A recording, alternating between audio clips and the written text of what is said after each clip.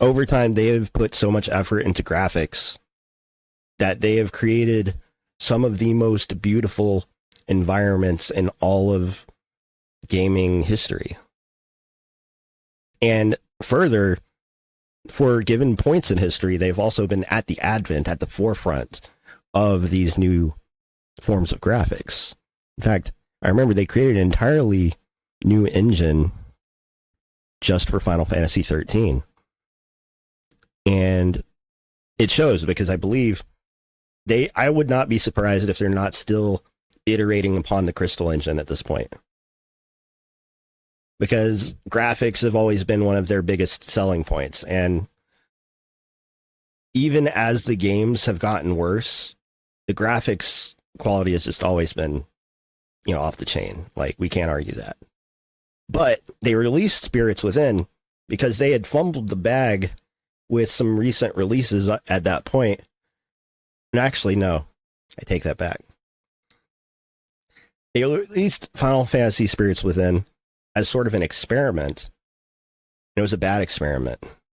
They fumbled the bag really hard. They spent a lot of money to make the movie, and then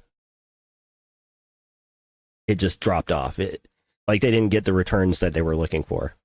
So why is that a big deal? Well, immediately afterwards, to recoup their losses, they released, or rather re-released, several games on the PlayStation.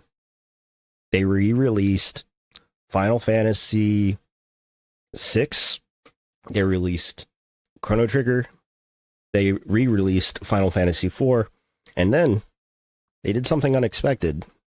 They released Final Fantasy V for the first time in the United States.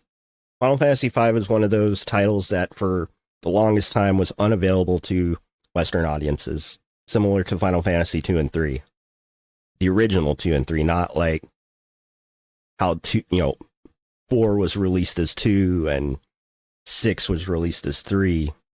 And they ended up skipping 5 and the real 2 and 3 somehow. I